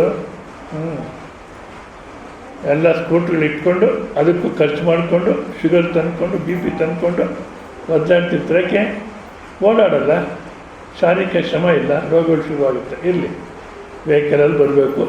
ಹೌದಾ? ಇದು ಆಪ್ಯ. ಸಂಸ್ಕಾರ್ಯ, ಬಟ್ಟೆ ಕೊಳೆ ಆಗಿದೆ ಒಗಿಬೇಕು ಅಂದ್ಕೊಂಬಿಟ್ರೆ ಶುದ್ಧವಾಗಲ್ಲ, ಒಗಿಬೇಕು. ಹೌದಾ? ಅದು ಒಂದು ಸಂಸ್ಕಾರ. ಅಥವಾ ಗುಣ ಆದಾನ ಅಂತಾರೆ, ಇನ್ನೊಂದು ರೀತಿ ಸಂಸ್ಕಾರ. ದೋಷ ನಿವೃತ್ತಿ ಒಂದು ರೀತಿ ಸಂಸ್ಕಾರ. ಗುಣ ಆದಾನ, ಒಂದು ವಸ್ತುವಿನಲ್ಲಿ ಗುಣ ತೊಗೊಂಬರೋದು. ಈಗಿನ ಕಾಲಕ್ಕೆ ಕಮ್ಮಿ, ಹಿಂದಿನ ಕಾಲಕ್ಕೆ ಅದು ಹೆಣ್ಮಕ್ಳೇ ಜಾಸ್ತಿ. ಇದು ನಾನು ಹೇಳೋ ದೃಷ್ಟಾಂತ. ಈ ಸೀರೆಗೆ ಬಣ್ಣ ಹೋಗಿದೆ ಅಂತ ಕಲರ್ ಹಾಕ್ಸೋರು. ಈಗಿನ ಕಾಲಕ್ಕೆ ಕಲರ್ ಹಾಕ್ಸೋಕ್ಕೆ ಹೋಗಲ್ಲ, ಯಾಕೆಂದರೆ ಅದು ಔಟ್ ಆಫ್ ಫ್ಯಾಷನ್ನು ಅಂತ ಬೇರೆ ತೊಗೊಳ್ತಾರೆ. ಒಬ್ಬೊಬ್ಬರಿಗೆ ಒಂದೊಂದು ಮೆಡಿಕಲ್ ಶಾಪು, ಒಂದೊಂದು ಕ್ಲಾತ್ ಶಾಪ್ ಇರುತ್ತೆ ಮನೆಗಳಲ್ಲಿ. ತಗಲಾಕಿರ್ತಾರೆ ಹ್ಯಾಂಗರ್ಗೆ. ಹ್ಯಾಂಗರ್ ಎಷ್ಟೋ ಪುಣ್ಯ ಮಾಡಿದೆ. ಯಾಕೆ? 365 ದಿವಸ 364 ದಿವಸ ಉಟ್ಕೊಳ್ಳುತ್ತದು. ಇವರು ಒಂದು ದಿವಸನೇ ಉಟ್ಕೊಳ್ಳೋದು. ಇರಲಿ, ಆ ಥರ ಸಂಗ್ರಹ ಮಾಡಿಕೊಂಡೆಲ್ಲ ಮಾಡ್ತಾಯಿದ್ದೀವಿ. ಹೌದಾ? ಎಷ್ಟು ಮಾತ್ರ ಆನಂದವಾಗಿದ್ದೀವಿ. ಸಂಸ್ಕಾರ, ಕೊಳೆ ತೆಗೆಯೋದು ಅಥವಾ ಬಣ್ಣ ಹಾಕ್ಸೋದು, ಇದನ್ನು ಸಂಸ್ಕಾರ ಅಂತಾರೆ. ಇದು ಕರ್ಮದಿಂದಲೇ ಆಗೋದು. ಹೌದಾ? ಆಪ್ಯ, ಸಂಸ್ಕಾರ್ಯ, ವಿಕಾರ್ಯ. ನಮಗೆ ತುಪ್ಪ ಬೇಕು, ನಮ್ಮ ಹತ್ರ ಹಾಲಿದೆ. ಬಹುಶಃ ನಿಮಗೆ ಕೂತಿರೋಗೆಲ್ಲ ಅರ್ಥ ಆಗುತ್ತೆ, ಆ ಮಕ್ಕಳು ನೋಡಿಯೋರೋ ಇಲ್ಲ ಗೊತ್ತಿಲ್ಲ. ಯಾಕೆ ಇವೆಲ್ಲ ಇವಾಗ ಸಂಪ್ರದಾಯ ಇಲ್ಲ. ಏನು? ಹಾಲಿಗೆ ನಮಗೆ ತುಪ್ಪ ಬೇಕು ಅಂದಾಗ ಹಾಲಿಗೆ ಹೆಪ್ಪಾಕಿ ಇಡಬೇಕು, ಮೊಸರು ಮಾಡಬೇಕು, ಆಮೇಲೆ ಕಡಿಬೇಕು. ಅದೇನದು ಕಡಿಬೇಕು ಅಂತ ಹೀಗಂತಾರೆ ಸ್ವಾಮಿಗಳು ಅಂತಾರೆ ಈಗಿನ ಕಾಲದವರು. ಇವಾಗ ಎಕ್ಸಿಬಿಷನಲ್ಲಿ ಇರ್ತಾರಂತ ಅದನ್ನೆಲ್ಲ. ಹಿಂದಿನ ಕಾಲದಲ್ಲಿ ಈ ರೀತಿ ಅರ್ಧ ಗಂಟೆ 3/4 ಗಂಟೆ ಕಡಿಯೋರು ಅಂತ ತೋರಿಸ್ತಾರಂತೆ. ರಿಟೈರ್ಡ್ ಟೀಚರ್ಸ್ನೆಲ್ಲ ಅಪಾಯಿಂಟ್ ಮಾಡಿ ಮ್ಯೂಸಿಯಂ ಮಾಡಿ ಅಲ್ಲಿರ್ತಾರಂತೆ ಇವನ್ನೆಲ್ಲ. ಹಿಂದಿನ ಕಾಲಕ್ಕೆ ಹೀಗಿದ್ರು ಅಂತ. ಈಗಿನ ಕಾಲದವರು ಹೀಗಂದರೆ ಅವ್ರ ಕೈ ನೋವು ಬರ್ತಿರ್ಲಿಲ್ವಾ ಅಂತಾರಂತೆ. ಇರಲಿ, ಕಡಿಬೇಕು, ಬೆಣ್ಣೆ ತೆಗಿಬೇಕು, ಆ ಬೆಣ್ಣೆ ಕಾಸಬೇಕು, ಆಮೇಲೆ ತುಪ್ಪ. ಹೌದಾ? ಈ ವಿಕಾರ ಅನ್ನೋದು ಕರ್ಮದಿಂದಲೇ ಆಗುತ್ತೆ ಹೊರತು ಸಾಧ್ಯ ಇಲ್ಲ, ಬೇರೆ ರೀತಿ ಸಾಧ್ಯ ಇಲ್ಲ. ಆಪ್ಯ, ಸಂಸ್ಕಾರ, ವಿಕಾರ. ಉತ್ಪಾದ್ಯ, ಕೆಲವು ಧಾನ್ಯ ಇದೆ, ಅದನ್ನು ರೈತ ಹೊಲದಲ್ಲಿ ಬಿತ್ತು ಮಾಡಿದ್ರೆ ಅನೇಕ ಧಾನ್ಯ ಬೆಳಿಬೋದು. ಸೊ ಈ 4 ವಿಧವಾದಂಥ ಫಲನೇ ಬರುತ್ತೆ. ಆದರೆ ಇವರು ಚೆನ್ನಾಗಿ ವಿವೇಕ ಮಾಡಿದ್ದಾರೆ. ಎಷ್ಟೇ ನಾವು ಕೆಲಸ ಮಾಡಿದ್ರೂ, ಎಷ್ಟೇ ಸಂಸಾರದಲ್ಲಿ ಇದ್ದು ಕೆಲಸ ಮಾಡಿದ್ರೂ ಯಾವ ಫಲ ಅನ್ನತಕ್ಕಂಥದ್ದು ನಮ್ಗೆ ಆನಂದವನ್ನು ಕೊಡಲ್ಲ ಅಂದಾಗ ಇದೇ ಮಾಡ್ಕೊಂಡಿದ್ರೆ ಯೋಚನೆ ಇಲ್ಲ ಅನ್ನತಕ್ಕ ಅರ್ಥ ಮಾಡಿಕೊಂಡು ಯಾರಾದರೆ ಅವಕಾಶ ಇದೆ ಸನ್ಯಾಸ ತಗೋಬೋದು. ಅಂದರೆ ಕರ್ಮಕ್ಕೆ ಸನ್ಯಾಸ. ಇಲ್ಲಾಂದರೆ ಮನೆಯಲ್ಲೇ ಇದ್ಕೊಂಡು ಯಾವ ಕೆಲಸ ಅವಶ್ಯಕವಾಗಿ ಮಾಡಬೇಕು ಅಷ್ಟು ಮಾತ್ರ ಮಾಡಿಕೊಂಡು ವಿಜ್ಞಾನ ಪರಮಾತ್ಮ ಚಿಂತನೆಗೆ ವಿನಿಯೋಗ ಮಾಡತಕ್ಕಂಥದ್ದು ನಿವೃತ್ತಿ ಮಾರ್ಗ. ಪ್ರವೃತ್ತಿ ಮಾರ್ಗ ಅಂದರೆ ಮುಂದಕ್ಕೆ ಹೋಗತಕ್ಕಂಥದ್ದು.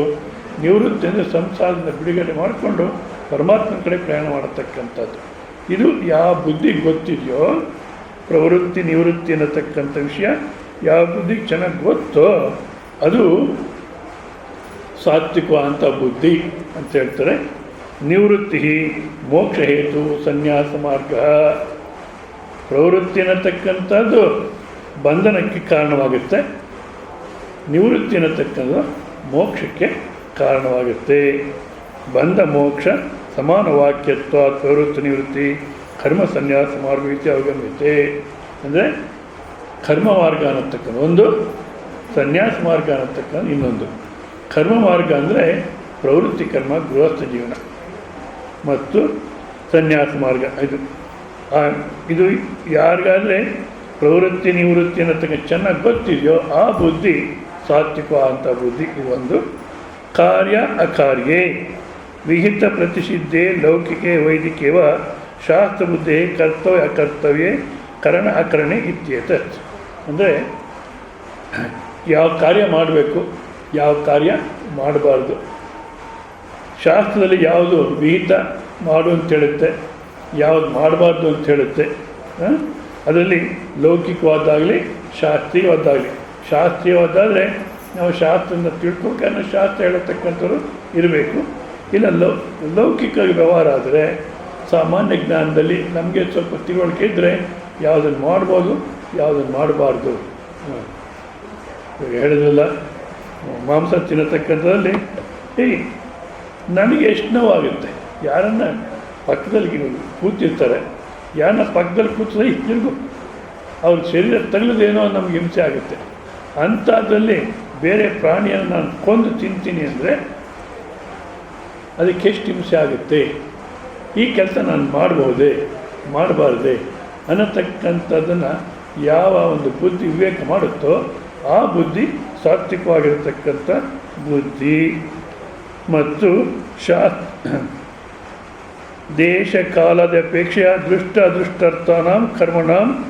ಅಂದರೆ ದೇಶ ಕಾಲ ಎಲ್ಲವನ್ನು ಯೋಚನೆ ಮಾಡಿ ದೃಷ್ಟ ಅದೃಷ್ಟ ಅರ್ಥಾನಾಂ ಕರ್ಮಣಾಂ. ದೃಷ್ಟ ಅಂದರೆ ಇಹಲೋಕದಲ್ಲಿ ನಮಗೆ ಕಣ್ಣಿಗೆ ಕಾಣತಕ್ಕಂಥದ್ದು. ಇವುಗಳಲ್ಲಿ ಏನೋ ಬೇಕು ಅಂದ್ಕೊಳ್ತೀವಿ, ಕೆಲವೊಂದು ಬೇಡ ಅಂದ್ಕೊಳ್ತೀವಿ. ಅದಕ್ಕೋಸ್ಕರ ಯಾವ ಕರ್ಮ ಮಾಡಬೇಕು, ಯಾವ ಕರ್ಮ ಮಾಡಬಾರ್ದು, ಯಾವುದು ವಿಹಿತ, ಯಾವುದು ಪ್ರತಿಷಿದ್ಧ ಅನ್ನತಕ್ಕಂಥ ಚೆನ್ನಾಗಿ ಅರ್ಥ ಮಾಡ್ಕೊಂಡಿರ್ಬೇಕು ನಾವು. ಮತ್ತು ಅದೃಷ್ಟಾರ್ಥ ಸಾಮಾನ್ಯವಾಗಿ ಇದು ಯಾರು ಈಗಿನ ಕಾಲದಲ್ಲಿ ಇರೋಲ್ಲ. ಅಂದರೆ ಬೇರೆ ಲೋಕಗಳು ಹೋಗಬೇಕು, ಬೇರೆ ಲೋಕದ ಆಸೆ. ಹಿಂದಿನ ಕಾಲಕ್ಕೆ ಶಾಸ್ತ್ರದಲ್ಲೇ ನಂಬಿಕೆ ಇದ್ದಾಗ ಅವರು ಸ್ವರ್ಗಾದಿ ಲೋಕಗಳು ಹೋಗಬೇಕು ಅನ್ನೋರು. ಈಗಿನ ಕಾಲದವರು ಬೆಂಗಳೂರಲ್ಲೇ ಸಿಗುತ್ತೆ ಸ್ವರ್ಗ. ಯಾಕೆ ನಮ್ಮ ಸ್ವರ್ಗದಲ್ಲಿ ಏನು ಹೇಳ್ತಾರೆ, ಹಿಂದೂ ಇದಮ್ ಅನ್ನೋದರಲ್ಲಿ ಸ್ವರ್ಗ ಅಂದರೆ ನೃತ್ಯ ಮತ್ತು ಸಂಗೀತ ಇಷ್ಟೇ ಇರುತ್ತೆ, ಬೇರೆ ಏನಿರಲ್ಲ. ನೃತ್ಯ ಮತ್ತು ಸಂಗೀತ. ಸೊ ಇಲ್ಲೇ ಬೆಂಗಳೂರಲ್ಲೇ ಸಿಗುತ್ತೆ. ಇನ್ನು ಸ್ವರ್ಗಕ್ಕೆ ಯಾಕೆ ಹೋಗ್ಬೇಕು? ಬೇರೆ ನೃತ್ಯ ಸಂಗೀತ ಬೇಕನ್ನೋ ಇಲ್ಲೇ ಸಿಗುತ್ತೆ ಅನ್ನೋ ಇದು ಈಗಿನ ಕಾಲಕ್ಕೆ. ಆಗಲಿ ಆ ದುಷ್ಟ ಅದೃಷ್ಟ ಕರ್ಮಗಳಿಗೆ ನಮಗೆ ಬೇಕಂದರೆ ಶಾಸ್ತ್ರವಿಹಿತವಾಗಿರ್ತಕ್ಕಂಥ ಕರ್ಮ ಮಾಡಬೇಕು. ಆ ಬೇಕು ಅನ್ನತಕ್ಕಂಥದ್ದನ್ನು ಶಾಸ್ತ್ರವಿಹಿತವಾಗಿರ್ತಕ್ಕಂಥ ಆಸೆಗಳೇ ಇರಬೇಕು. ಅದಕ್ಕೋಸ್ಕರ ಯಾವ ಕರ್ಮ ಮಾಡಬೇಕು, ಯಾವ ಕರ್ಮ ಮಾಡಬಾರ್ದು ಅನ್ನತಕ್ಕಂಥ ಕಾರ್ಯ ಅಕಾರ್ಯ ವಿವೇಕ ಯಾವ ಬುದ್ಧಿ ಇದೆಯೋ ಆ ಬುದ್ಧಿ ಸಾತ್ವಿಕವಾಗಿರ್ತಕ್ಕಂಥ ಬುದ್ಧಿ ಅಂಥೇಳಿ. ಮುಂದೆ ಭಯ ಅಭಯೇ ಬಿಬೇತಿ ಅಸ್ಮಾತ್ ಇತಿ ಭಯಂ. ಯಾವುದೋ ಒಂದರಿಂದ ಭಯಪಡ್ತೀವಿ ಅಂದರೆ ಅದು ಭಯಾತ್ಮಕವಾದ್ದು. ನ ಭಯಂ ಅಭಯಂ, ಯಾವುದರಿಂದ ನಾವು ಭಯಪಡಲು ಅದು ಅಭಯವಾದ್ದು. ಭಯಂಚ ಅಭಯಂಚ ಭಯ ಅಭಯೇ ದುಷ್ಟ ಅದೃಷ್ಟ ವಿಷಯೋ ಭಯ ಅಭಯೋ ಕಾರಣಿ ಇತ್ಯರ್ಥಃ. ದುಷ್ಟ ಅದೃಷ್ಟ ಇಹಲೋಕದ ವಿಷಯಗಳು ಪರಲೋಕದ ವಿಷಯಗಳಲ್ಲಿ ನಾವು ಚೆನ್ನಾಗಿ ಯೋಚನೆ ಮಾಡಬೇಕು. ಯಾವುದು ಭಯಾತ್ಮಕವಾದ್ದು, ಯಾವುದು ಅಭಯವಾದ್ದು ಅಂತ ಯೋಚನೆ ಮಾಡಬೇಕು. ಒಂದು ರೀತಿ ಯೋಚನೆ ಮಾಡಿದ್ರೆ ನಾವು ಭೋಗ ಜೀವನವನ್ನು ಅನುಭವಿಸ್ಬೇಕು ಅಂತೀವಿ. ಭೋಗ ಜೀವನ ಅಂದರೆ ನಿಮ್ಗೆ ಅರ್ಥ ಆಗಲಿ ಅಂತ ರುಚಿ ರುಚಿಯಾಗಿ ತಿನ್ನಬೇಕು. ತಿನ್ನಬೇಕಾದ್ರೆ ನಮ್ಮ ಶಾಸ್ತ್ರ ಪ್ರತಿಯೊಂದರಲ್ಲೂ ಉಪದೇಶ ಮಾಡಿದೆ. ಇವಾಗೆಲ್ಲ ಹೋಯ್ತು. ತಿನ್ನಬೇಕಾದ್ರೆ ಏನು ತಿನ್ನಬೇಕಪ್ಪ? ಪಥ್ಯಂ ಪೂತಂ ಅನಾಯಸ್ತಂ ಪಥ್ಯಂ, ನಮ್ಮ ಶರೀರ ಆರೋಗ್ಯವನ್ನು ಕೆಡಿಸಬಾರ್ದು ಅಂಥ ಆಹಾರ ತಗೋಬೇಕು ಅಂದಾಗ, ಈಗ ದೃಷ್ಟಾಂತಕ್ಕೆ ಮತ್ತು ಏನು ಪಾನಿಪುರಿ, ಗೋಬಿ ಮಂಚೂರಿ ತಿನ್ನಬೇಕನ್ಸುತ್ತೆ. ತಿಂದರೆ ರೋಗ ಬರುತ್ತೆ. ಭೋಗಿ ರೋಗ ಭಯಂ, ಭೋಗ ಅನುಭವಿಸ್ಬೇಕು ಅಂದ್ಕೊಳ್ತೀವಿ, ರೋಗಗಳು ಬರುತ್ತೆ ಅಂದಾಗ ಯಾವ್ಯಾವ ವಿಷಯ ಅನುಭವಿಸ್ಬೇಕು, ಯಾವ್ಯಾವ ವಿಷಯ ಅನುಭವಿಸ್ಬಾರ್ದು, ಯಾವ ವಿಷಯ ಅನುಭವಿಸಿದ್ರೆ ರೋಗ ಬರುತ್ತೆ ಅನ್ನೋತಕ್ಕ ಚೆನ್ನಾಗಿ ತಿಳ್ಕೊಂಡಿರ್ಬೇಕು. ಯಾವುದನ್ನು ತಗೊಳ್ಳಿ, ಭಯಾನ್ವಿತ ಭೋಗೇ ರೋಗ ಭಯಂ, ಭೋಗ ಅನುಭವಿಸಿದಷ್ಟು ರೋಗ ಬರುತ್ತೆ. ಕುಲೇ ಚ್ಯುತಿ ಭಯಂ, ಒಳ್ಳೆ ಕುಲದಲ್ಲಿ ಒಳ್ಳೆ ವಂಶದಲ್ಲಿ ಹುಟ್ಟಿದ್ದೀನಿ ಅಂದರೆ ಎಲ್ಲಿ ಮಗ ಕೆಟ್ಟ ಸುತ್ತರ್ತಾನೋ, ಎಲ್ಲಿ ಅವಮಾನ ಆಗುತ್ತೋ ಅನ್ನತಕ್ಕಂಥ ಭಯ. ಕುಲೇ ಚ್ಯುತಿ ಭಯಂ ವಿತ್ತೇ ನೃಪಾಲಾದ್ ಭಯಂ, ದುಡ್ಡು ಇಟ್ಕೊಂಡಿದ್ದೀವಿ, ಏನು ಮಾಡ್ತಾರೋ ರಾಜರು, ಆಗಿನ ಕಾಲಕ್ಕೂ ಇತ್ತು, ಇವತ್ತಿಗೂ ಇದೆ. ಅದೇನು ಬ್ಲ್ಯಾಕ್ ಮನಿಯವರೆಲ್ಲ ಏನನ್ನ ಕಷ್ಟಪಟ್ಟರೋ ಇಲ್ಲ, ಒಟ್ಟಿನಲ್ಲಿ ನಮಗಂತೂ ಕಷ್ಟ.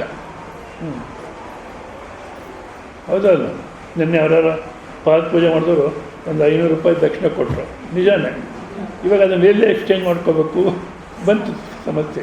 ಅಂದಾಗ ಈ ರಾಜರು ನಮ್ಮ ದುಡ್ಡಿಗೆ ಯಾವಾಗ ಏನು ಮಾಡ್ತಾರೋ, ವಿತ್ತೇ ನೃಪಾಲಾದ್ ಭಯಂ ಮಾನೇ ದೈನ್ಯ ಭಯಂ, ಮರ್ಯಾದೆಗೆ ಜೀವನ ಮಾಡೋಣ ಅಂದರೆ ಬೇರೆಯವರು ತೊಂದರೆ ಕೊಡ್ತಾರೆ. ಮಾನೇ ದೈನ್ಯ ಭಯಂ ಬಲೇ ರಿಪು ಭಯಂ, ಭಾಳ ಶಕ್ತಿವಂತ ನಾನು, ಯಾರು ಏನಾದರೂ ಮಾಡೋ ಅಂದರೆ ಶತ್ರುಗಳು ಜಾಸ್ತಿ ಆಗ್ತಾರೆ. ಬಲೇ ರಿಪು ಭಯಂ ರೂಪೇ ಜರಾಯ ಭಯಂ, ಭಾಳಷ್ಟು ಅಂದವಾದಂಥ ಶರೀರ ಕೊಟ್ಟ ಪರಮಾತ್ಮ ಅಂದರೆ ಎಲ್ಲಿ ಇದು ಈಗಿನ ಕಾಲಕ್ಕೆ ಇನ್ನೂ ಜಾಸ್ತಿ, ಎಲ್ಲಿ ವೃದ್ಧಾಪ್ಯ ಬರುತ್ತೋ, ಕೂದಲು ಎಲ್ಲಿ ಬೆಳಗಾಗುತ್ತೋ. ಕೂದಲು ಬೆಳ್ಳಗಾದರೆ ಮನೆ ಬಿಟ್ಟು ವಾನಪ್ರಸ್ಥಾಶ್ರಮಕ್ಕೆ ಹೋಗೋ ಅನ್ನೋ ಸೂಚನೆ ಅಂಥದ್ದು. ವಾನಪ್ರಸ್ಥಾಶ್ರಮಕ್ಕೆ ಹೋಗ್ಬೇಕಾದ್ರೆ 3 ಹೇಳ್ತಾರೆ. ಸೊಸೆ ಮನೆಗೆ ಬಂದ್ಲು ಅಂದರೆ ವಾನಪ್ರಸ್ಥಾಶ್ರಮಕ್ಕೆ ಹೊರಟೋಗು, ಮನೆಗಿರಬೇಡ. ಇದೊಂದು ಆವಾಗ ಹೋಗಲಿಲ್ಲ. ಮೊಮ್ಮಗು ಆಯಿತು, ಮೊಮ್ಮಗುವಿನ ಮುಖ ಮೊದಲು ಯಾರು ನೋಡ್ಬೇಕಂತ, ತಾಯಿ ಕೂಡ ನೋಡಬಾರ್ದು, ಮೊದಲು ಮೊಮ್ಮಗುವಿನ ಮುಖನ ತಾತ ಅಜ್ಜಿ ನೋಡಬೇಕು. ಆ ಮುಖ ನೋಡಿದ್ರೆ ಅಂದರೆ ಇನ್ನು ವಾನಪ್ರಸ್ಥಾಶ್ರಮ ಹೊರಟೋಗು. ಇಲ್ಲ ಬಿಳಿ ಕೂದಲು ಬಂದರೆ, ಬಿಳಿ ಕೂದಲು ಈ ಕಿವಿ ಹತ್ರನೇ ಬರುತ್ತಂತೆ. ಯಾಕೆ? ವಯಸ್ಸಾಯಿತು, ಇಷ್ಟು ದಿವಸ ಏನೋ ಜೀವನ ಮಾಡಿದೆ, ಈಗಾದರೂ ದೈವ ಚಿಂತನೆ ಮಾಡೋದು ಮೆಲ್ಲಿಗೆ ಹೇಳುತ್ತಂಥವು. ನಾವೇನು ಮಾಡ್ತೀವಿ, ಬಣ್ಣ ಹೊಳ್ಕೊಡ್ತೀವಿ. ಅಂದಾಗ ವಾನಪ್ರಸ್ಥ ಆಶ್ರಮ ಅನ್ನೋದಕ್ಕೆ ಈ 3ರಲ್ಲಿ ಹೊಟ್ಟುಬಿಡಬೇಕು. ಹೋಗಲಿಲ್ಲ. ಭೋಗಿ ರೋಗ ಭಯಂ ಕುಲೆ ಚಿತ್ತಭಯ ವಿತ್ತೇ ನೃಪಾಲ ಮಾನೆ ದೈನ ಬಲೆ ರಿಪುವೆ ಶಾಸ್ತ್ರೇ ವಾದಭಯಂ, ಶಾಸ್ತ್ರದಲ್ಲಿ ನಾನು ಶಾಸ್ತ್ರ ಚೆನ್ನಾಗಿ ಅಧ್ಯಯನ ಮಾಡಿದ್ದೀನಿ, ನನ್ನನ್ನು ವಾದದಲ್ಲಿ ಯಾರು ತೋರಿಸ್ತಾರೋ, ಶಾಸ್ತ್ರೇ ವಾದಭಯಂ ಕಾಯೇ ಕೃತಾಂತಾದ್ ಭಯ, ಈ ಶರೀರದಲ್ಲಿ ಯಮಧರ್ಮರಾಜನ ಭಯ ಇದ್ದೇ ಇದೆ. ಹೌದಲ್ಲ? ಅಲೋಪತಿ, ಹೋಮಿಯೋಪತಿ, ನ್ಯಾಚುರೋಪತಿ, ಎನಿಪತಿ, ಯಾವುದೇ ಔಷಧಿ ಆಗಲಿ ನಮ್ಮನ್ನು ಉಳಿಸಲ್ಲ, ಯಮಧರ್ಮರಾಜ ಹತ್ರಕ್ಕೆ ಕಳಿಸುತ್ತೆ. ಅದು ಒಂದು ಜಾಗೃತಿ ಆಗಬೇಕು ಈಗಿನ ಕಾಲಕ್ಕೆ. ಈ ಕಮರ್ಷಿಯಲ್ ಇದು ಜಾಸ್ತಿ ಆಗುತ್ತೆ ಎಲ್ಲದರಲ್ಲೂ, ಈ ವೈದ್ಯಕೀಯ ರಂಗದಲ್ಲೂ ಹಾಗೆ.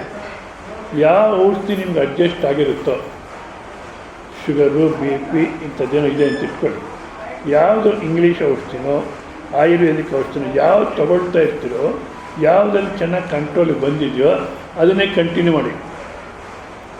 ಮಧ್ಯ ಯಾರೋ ಬಂದರೆ ಅಯ್ಯಯ್ಯ ಇಷ್ಟ್ಯಾಕೆ ಖರ್ಚು ಮಾಡ್ತೀಯ, ನಿಲ್ಲಿಸ್ಬಿಡಿದು, ಇದನ್ನು ತಗೋ ಅಂದರೆ ಇವ್ರು ದುಡ್ಡು ಉಳಿಯುತ್ತೆ ಅಂದರೆ ಶುರು ಮಾಡಿಬಿಡ್ತಾರೆ ತೊಗೊಳಕ್ಕೆ.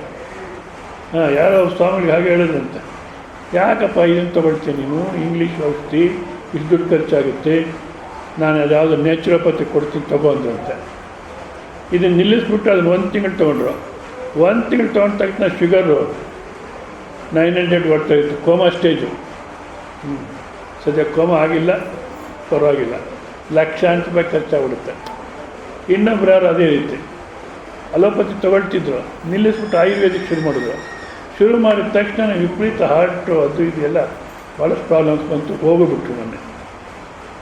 ಯಾವ ಔಷಧಿ ತೊಗೊಳ್ತಿತ್ತೋ ಯಾವ್ದು ನಮ್ಗೆ ಅಡ್ಜಸ್ಟ್ ಆಗಿದೆಯೋ ಅದನ್ನೇ ಕಂಟಿನ್ಯೂ ಮಾಡಬೇಕು. ಒಂದು ವೇಳೆ ಬದಲಾಯಿಸೋದಾದರೆ ಇನ್ನೊಂದು ಔಷಧಿ ಏನು ಹೇಳ್ತೋ ಅದನ್ನು ತೊಗೊಂಡು ಅದ್ರಲ್ಲಿ ಕಂಟ್ರೋಲ್ ಬರುತ್ತೆ ನಿಶ್ಚಯ ಆದಮೇಲೆ ಇದನ್ನು ಮೆಲ್ಲಿಗೆ ನಿಲ್ಲಿಸಬೇಕು, ಒಂದೇ ಸಲ ನಿಲ್ಲಿಸಬಾರ್ದು.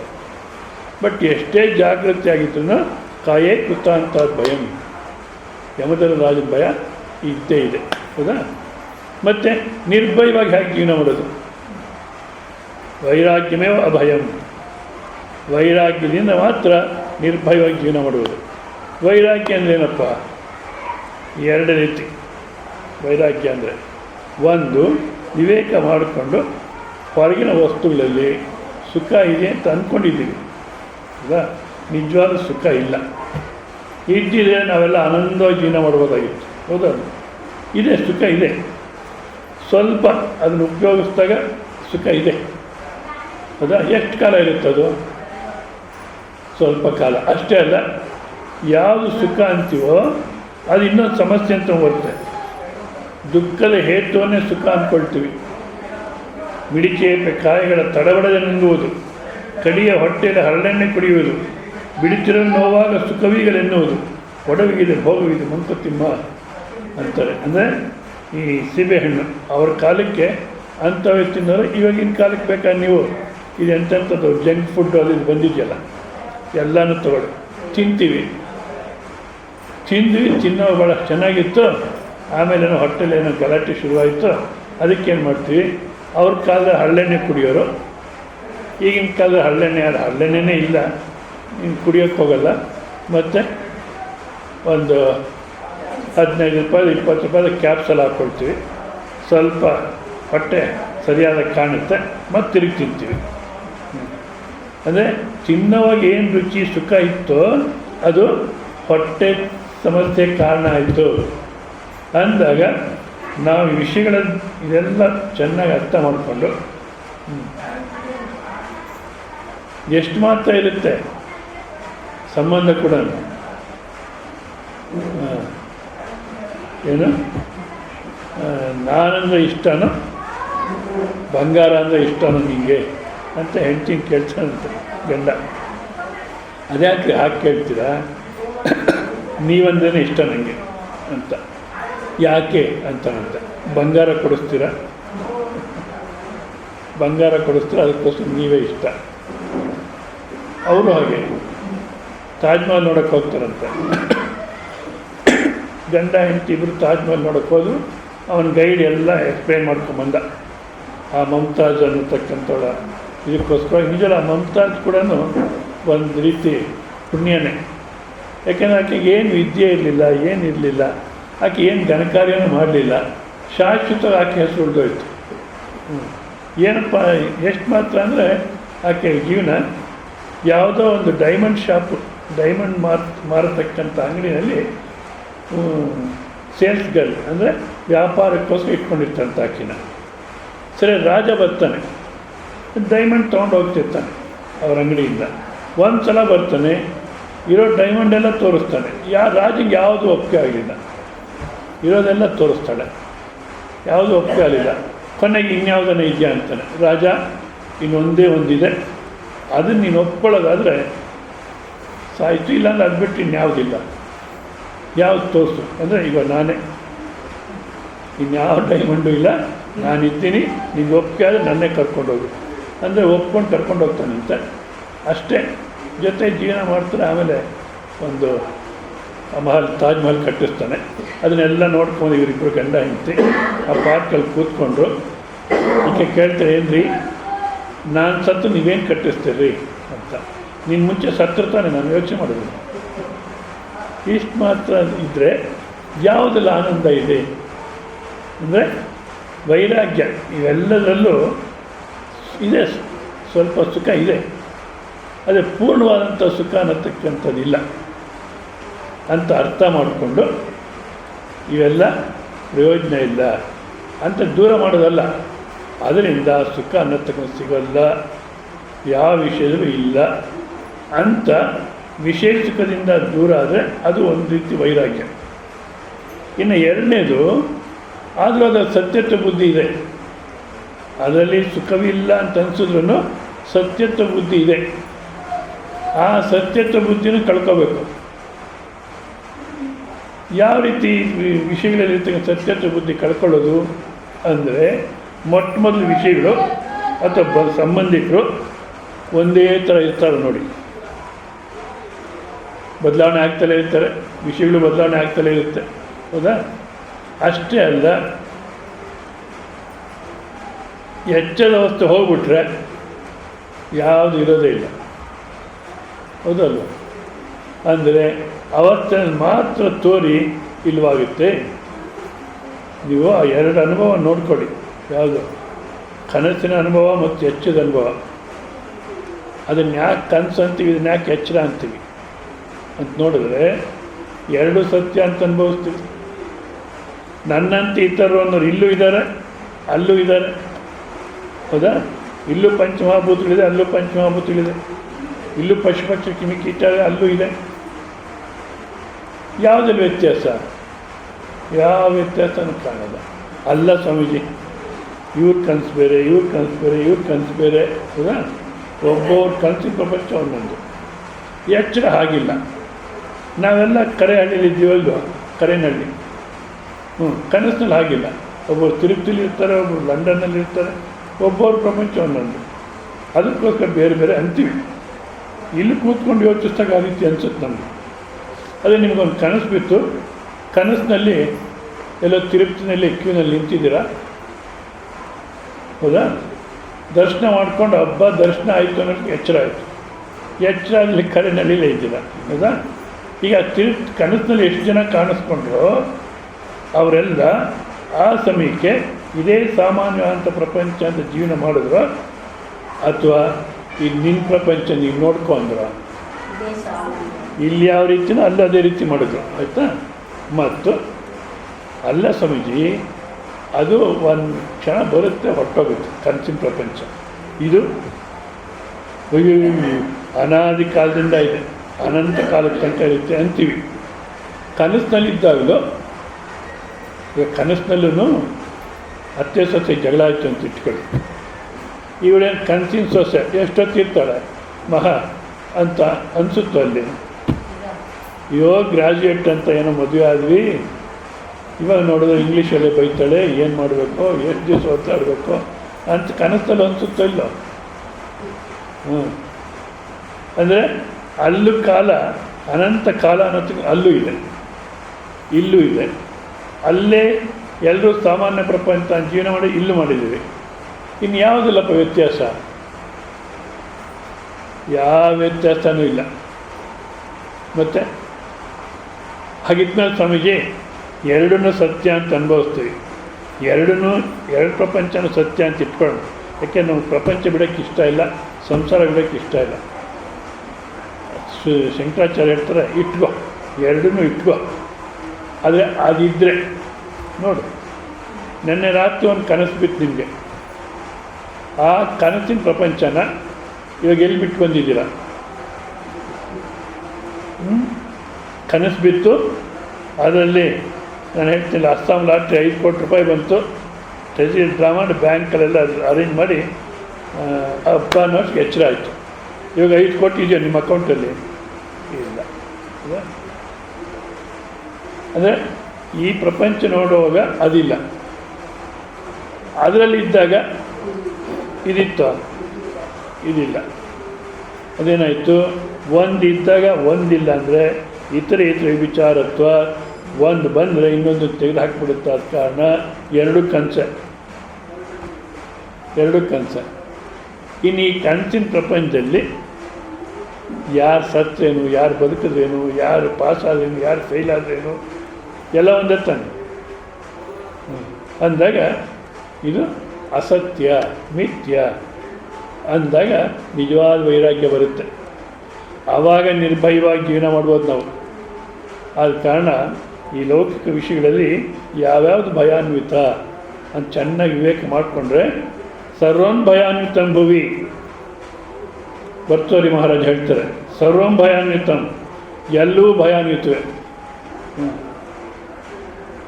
ಸರ್ವಂ ಭಯಾನ್ವಿತಂ ಭುವಿ ನೃಣಾನ್ ವೈರಾಗ್ಯಮೇವ ಭಯಂ. ವೈರಾಗ್ಯ ಒಂದೇ ನಿರ್ಭಯ ಜೀವನ ಮಾಡತಕ್ಕಂಥ ಸಾಧ್ಯ ಅಂತ ಯಾರು ಅರ್ಥ ಮಾಡ್ಕೊಂಡಿರ್ತಾರೋ ಅವರು ಸಾತ್ವಿಕ ಬುದ್ಧಿ. ಆ ಬುದ್ಧಿ ಸಾತ್ವಿಕ ಬುದ್ಧಿ. ಅಷ್ಟೇ. ಇನ್ನೊಂದು ಅನ್ಯ ಲೋಕಗಳು, ಅದನ್ನು ಹೇಳ್ತಾರೆ ಇಲ್ಲಿ. ಅನ್ಯ ಲೋಕಗಳು ಅದನ್ನು ಕುರಿತು ಚಿಂತನೆ ಮಾಡಿದರೆ ಸಾಮಾನ್ಯವಾಗಿ ಅದು ಬರಲ್ಲ ಅಂತ ಇಟ್ಕೊಳ್ಳಿ. ಈಗಿನ ಕಾಲಕ್ಕೆ ಆಸೆನೇ ಇಲ್ಲ ಯಾರಿಗೂ. ಇಲ್ಲಿ ಇದೇ ಆದ ಕಾರಣ ಅದು ವಿಚಾರ ಮಾಡಿದ್ರೆ ಯಾವ ಶಾಸ್ತ್ರ ಸ್ವರ್ಗ ಇದೆ ಅಂತ ಹೇಳುತ್ತೋ ಅದೇ ಶಾಸ್ತ್ರ ಹೇಳುತ್ತೆ ಕ್ಷಿಣಿ ಪುಣ್ಯ ಸ್ವರ್ಗ ಲೋಕಂ ವಿಶಂತಿ. ಅಪ್ಪ ಮಾಡಿದಂಥ ಪುಣ್ಯ ಸೌದ್ರೆ ಮತ್ತೆ ಕರೆನಲ್ಲಿಗೆ ಬರ್ತೀಯ ಅಂದರೆ ಪೃಥ್ವಿ ಮೇಲೆ ಜನ್ಮ ಬರುತ್ತೆ ಅಂದಾಗ ಅದಕ್ಕೋಸ್ಕರ ಪ್ರಯತ್ನ ಮಾಡತಕ್ಕಂಥದ್ದು ವ್ಯರ್ಥ. ಅಂದರೆ ಈ ಯಾವ ವಿಷಯಗಳು ಪ್ರಯೋಜನ ಇಲ್ಲ ಅಂತ ಅರ್ಥ ಮಾಡಿಕೊಂಡು ನಿರ್ಭಯವಾದ ಯಾವುದು ವೈರಾಗ್ಯ ಅನ್ನೋದಕ್ಕೆ ನಿರ್ಭಯವಾದ್ದು. ವೈರಾಗ್ಯ ಎರಡು, ಒಂದು ವಿಷಯಗಳಿಂದ ದೂರ ಆಗತಕ್ಕಂಥ ಒಂದು, ಮತ್ತು ಜಗತ್ತು ಮಿಥ್ಯ ಅಂದರೆ ತೋರಿಕೆ ಮಾತ್ರ ಅಂತ ಅರ್ಥ ಮಾಡಿಕೊಂಡು ನಮ್ಮ ನಿಜ ಸ್ವರೂಪ ಅರ್ಥ ಮಾಡ್ಕೊಳ್ಳೋದು ನಿಜವಾದಂಥ ವೈರಾಗ್ಯ. ಸೊ ಈ ಭಯ ವಿಷಯಗಳು ಯಾವ ಬುದ್ಧಿ ಚೆನ್ನಾಗಿ ಗೊತ್ತಿದೆಯೋ ಅಂದರೆ ತಿಳ್ಕೊಳ್ಳಿಕ್ಕೆ ಪ್ರಯತ್ನ ಮಾಡುತ್ತೆಯೋ ಅದು ಸಾತ್ವಿಕಿ. ಬಂಧಂ ಮೋಕ್ಷಂಚ ಯಾವೇತಿ ಅಂದರೆ ಬಂಧಂ ಸಹೇತುಕಂ ಮೋಕ್ಷಂ ಸಹೇತುಕಂ ಯಾವೇತಿ ವಿಜಾನಾತಿ ಬುದ್ಧಿ ಸ್ವ ಪಾರ್ಥ ಸಾತ್ವಿಕಿ. ಬಂಧನ ಅಂದ್ರೇನು, ಮೋಕ್ಷ ಅಂದ್ರೇನು, ಯಾವ ರೀತಿ ಬಂಧನ ಅಂತಕ್ಕೆ ಬರುತ್ತೆ, ಯಾವ ರೀತಿ ಮೋಕ್ಷ ಅನ್ನತಕ್ಕಂಥದ್ದು ಬರುತ್ತೆ ಅನ್ನೋದು ಯಾವ ಬುದ್ಧಿ ತಿಳ್ಕೊಳ್ಳುತ್ತೋ ಅಥವಾ ತಿಳ್ಕೊಳ್ಳೋಕ್ಕೆ ಪ್ರಯತ್ನ ಮಾಡುತ್ತೋ ಅದು ಸಾತ್ವಿಕವಾಗಿರ್ತಕ್ಕಂಥದ್ದು. ಬಂಧನ ಅಂದ್ರೇನಪ್ಪ, ನನ್ನದು ಅನ್ನತಕ್ಕಂಥ ಸಂಬಂಧ.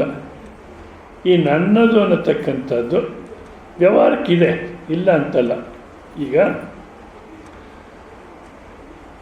ಈ ಶಂಕರ ಮಠದಲ್ಲಿ ರೂಮ್ ಕಟ್ಟಿದ್ದಾರೆ, ಹೇಳ್ತಾರೆ ಕೈಯಲ್ಲಿ ನಾನು ಸ್ವಾಮಿಗೆ ಕಟ್ಟಿದ್ದೀವಿ, ನೀವೇ ಇರಿ, ಯಾವಾಗ ಬಂದು ಇರಿ ಅಂತಾರೆ. ಆನಂದ ಸ್ವಾಮಿಗಳಿತ್ತು ನಾವು ಕಾರ್ಯಕ್ರಮ ಮಾಡ್ತೀವಿ, ಇತ್ತು 35 ದಿವಸ 40 ದಿವಸ ಇರ್ತಾರೆ ಸ್ವಾಮಿ, ಧಾರಾಳವಾಗಿ ಇರಲಿ ಅಂದರು. ಸೊ ಬಂದು ಅಲ್ಲೇ ಇದ್ದೀನಿ. ಈಗ ದೊಡ್ಡಬಳ್ಳಾಪುರಕ್ಕೆ ಬಂದಾಗ ಅದೇ ರೂಮಲ್ಲೇ ಇರ್ತೀನಿ. ಸ್ವಲ್ಪ ದಿವಸ ಇದ್ದರೆ ನಂದು ರೂಮನ್ನು ಶುರು ಮಾಡಿದ್ರೆ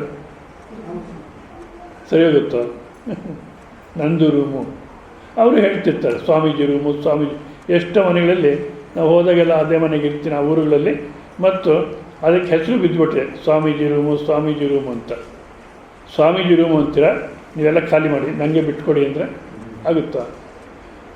ಅದೇ ರೀತಿ ಈ ಜಗತ್ತಿಗೆ ಬರೀ ಕೈನಲ್ಲಿ ಬಂದ್ವಿ, ಹೌದಾ? ಇವಾಗ ಸ್ವಲ್ಪ ದಿವಸ ಉಪಯೋಗಿಸಿದ್ರೆ ಅದು ನಂದಾಯಿತು. ಆಗಲಿಲ್ಲ, ನಂದು ಅನ್ನೋ ಭ್ರಮೆ ಬಂತು. ನಂದಾಗಲಿಲ್ಲ ಅಂತ ಯಾಕೆ ಹೇಳ್ತೀನಿ ಅಂದರೆ, ಅಯ್ಯೋ ಸ್ವಾಮೀಜಿ ರಿಜಿಸ್ಟ್ರ್ ಮಾಡಿಕೊಟ್ಟಿಯ ನನ್ನ ಹೆಸರಿಗೆ, ಗೌರ್ಮೆಂಟ್ ರಿಜಿಸ್ಟ್ರ್. ನೀನು ಗೌರ್ಮೆಂಟೇ ಗ್ಯಾರಂಟಿ ಇಲ್ಲ, ರಿಜಿಸ್ಟ್ರೇಷನ್ಸ್ ಮಾತ್ರ ಗ್ಯಾರಂಟಿ. ಇದು ಒಂದು. ಎರಡನೇದು, ರಿಜಿಸ್ಟ್ರ್ ಮಾಡಿಕೊಟ್ಟಿದ್ದಾರೆ, ನಾವು ಇಲ್ಲಿಂದ ಹೋದಾಗ ನಮ್ಮ ಜೊತೆ ಬರುತ್ತೋ? ಯಾವುದು ಬರುತ್ತೆ? ಇಷ್ಟು ಮುಂಚೆ ವಿವೇಕ ಆಯ್ತಲ್ಲ, ಯಾವುದು ಬರೋಲ್ಲ. ಅದು ಒಂದಂತೂ ಬರುತ್ತೆ, ಯಾವುದು? ನೀ ಮಾಡಿದ ಕರ್ಮ ನಿನ್ನ ಪಾಲು. ಏನು ಪಾಪ ಪುಣ್ಯ ಧರ್ಮ ಅಧರ್ಮ ಅನುಭವಿಸೋದು ಅದು ನಮ್ಮ ಜೊತೆ ಬಂದೇ ಬರುತ್ತೆ. ಅಂದಾಗ ಇದು ಯಾವುದನ್ನು ನಂದಲ್ಲ, ಉಪಯೋಗಿಸೋಣ. ಒಂದೇಳೆ ಬಿಟ್ಟು ಹೋದರೆ ಬಿಟ್ಟು ಹೋಗಲಿ ಅಂತ ಆ ಬಂಧನ ಅನ್ನತಕ್ಕಂಥದ್ದು ಯಾರು ಅರ್ಥ ಮಾಡ್ಕೊಳ್ತಾರೋ. ಮೋಕ್ಷ ಅಂದ್ರೇನಪ್ಪ? ಮೋಕ್ಷ ಅಂದರೆ ಈ ಸಂಸಾರ ಬಂಧನದಿಂದ ತಪ್ಪಿಸ್ಕೋಬೇಕು. ಬಂಧನ ಅಂದರೆ ಇನ್ನೂ ಒಂದು ರೀತಿ ನಾವು ನೋಡಿದಾಗ ಇದು ಯಾವುದು?